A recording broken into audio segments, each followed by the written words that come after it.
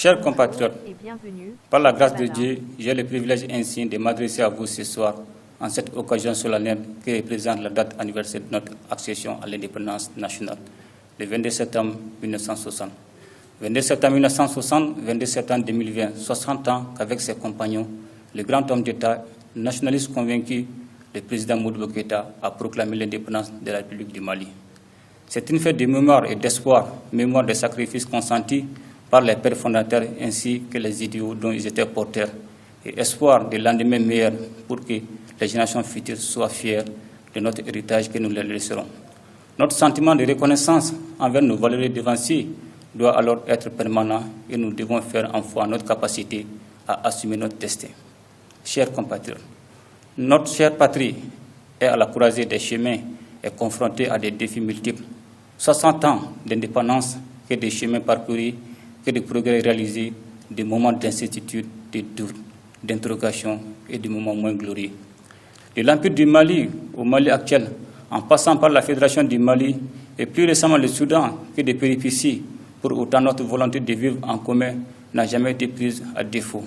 Mais il faut le leur dire, le Mali, notre chère patrie, a été sérieusement éprouvé dans sa chair et dans son être par une crise multidimensionnelle. Bonjour et bienvenue chez Durant Kabbalah. la première décennie, en particulier, le chemin aura constaté et vécu ce qui nous est arrivé, de grands et de moins grands, à savoir un pays annexé aux 2 tiers en 2012 et qui a dû recourir à la communauté internationale pour sa libération.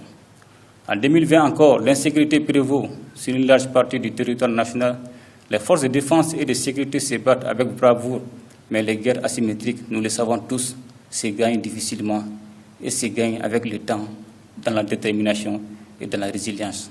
Je vais vous faire la promesse que nous gagnerons la guerre qui nous a été imposée. À cet effet, les forces de défense et de sécurité doivent être davantage mobilisées, formées, aguerries et mises dans les conditions matérielles et morales de la victoire qu'elles ont obligation de remporter contre l'ennemi, et c'est pour le peuple malien.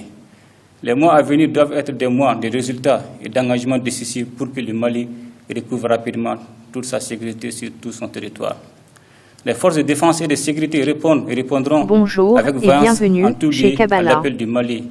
Elles sont debout sur le rempart et résolues de mourir afin que le Mali demeure et le Mali demeurera, Inch'Allah. Les efforts seront accrus pour renforcer les capacités opérationnelles de notre principal outil de préservation de la sécurité de nos concitoyens, de défense de notre territoire et de protection de la paix que sont les FAMA. Chers compatriotes, l'école malienne doit retourner à l'école.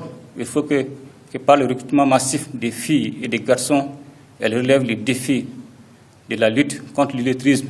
Il faut que par le relèvement de la qualité des formations, notre pays soit compétitif dans la sous-région et au-delà. Il faut que par l'amélioration substantielle de la condition enseignante, l'encadrement soit plus motivé, comme le laisse espérer l'application de l'article 39, dont la mise en œuvre ne pose plus de problème grâce à l'accord obtenu ces jours entre les syndicats concernés et les CNSP. Par ailleurs, les élections récentes ont suscité, à juste raison, beaucoup de critiques fondées. Elles ont été parmi les déclencheurs de la crise sociopolitique que notre pays traverse actuellement. Il est impérieux, dès lors, de veiller à ce que les élections, mécanismes essentiels du jeu démocratique, se tiennent désormais dans la transparence et sans parti pris de l'administration. Que les listes électorales doivent être fiables, sans doublons, et les scrutins doivent se tenir avec une enveloppe financière et raisonnable à la mesure des moyens modestes de notre pays. Sur le même registre, le développement national doit connaître un nouvel essor.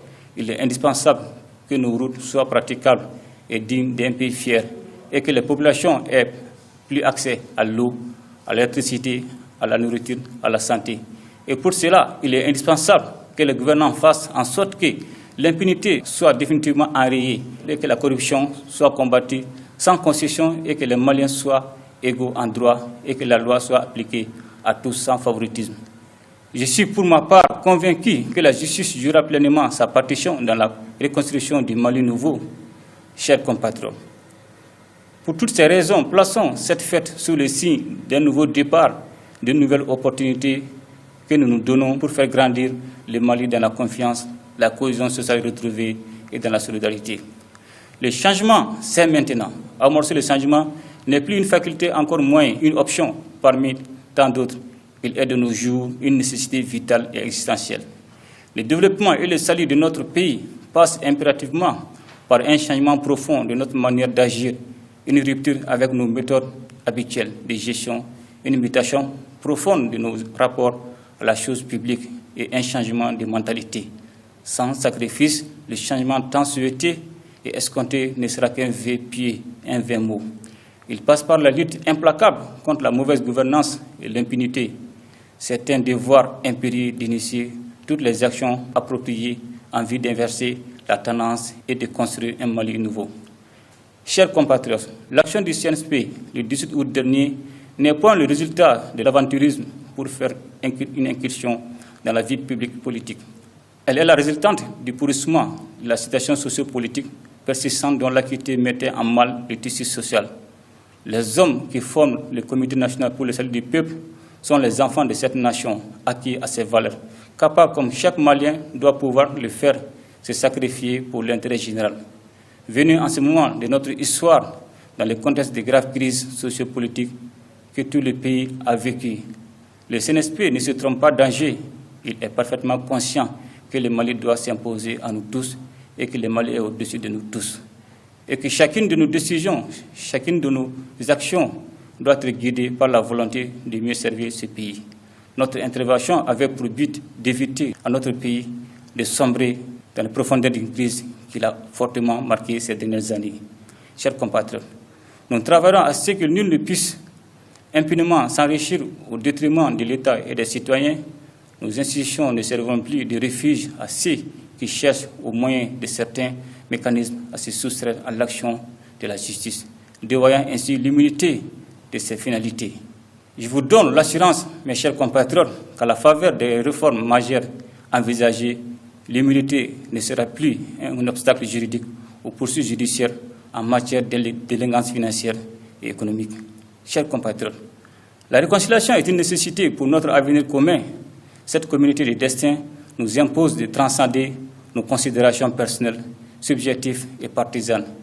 Je vous invite, chers compatriotes, à l'appel du Mali, qui a besoin pour son développement de l'apport de l'ensemble de ses fils et filles de l'intérieur et de l'extérieur. Nous avons un devoir de génération, une responsabilité collective de préserver notre précieuse richesse, c'est-à-dire le Mali, notre patrie, notre grande nation bâtie dans la diversité et le respect des différences. Nous travaillerons à une mise en œuvre intelligente et efficiente de l'accord pour la paix et la réconciliation au Mali issu du processus d'Alger, en vue de créer les conditions optimales d'une paix durable. Les conclusions du dialogue national inclusif seront mises en œuvre avec toute diligence requise. Chers compatriotes, nous devons travailler dans la synergie et la communion sans exclusion aucune à doter notre pays d'institutions fortes, viables, capables d'assurer la continuité de notre État, nous conduisant vers de nouveaux rivages, des lendemains meilleurs. C'est tout le sens de la démarche du Comité national pour le salut du peuple, qui réunit en son sein toutes les composantes de nos forces armées de défense et de sécurité. Les journées de concertation nationale tenues du 10, 11 et 12 septembre dernier furent, avec la participation de l'ensemble des forces vives de la nation, un moment privilégié de réflexion collective et de concertation approfondie sur le devenir du Mali. Elles ont permis d'adopter une feuille de route claire et précise de la transition, la définition de l'architecture institutionnelle et l'élaboration de la charte de la transition, et ce, dans une totale liberté d'esprit et d'action. Notre seul combat est le Mali. J'ai foi en nos ressorts culturels, en ces valeurs de la nation et de la patrie, pour transcender cette situation qui n'est point au-dessus de nos capacités et du génie malien.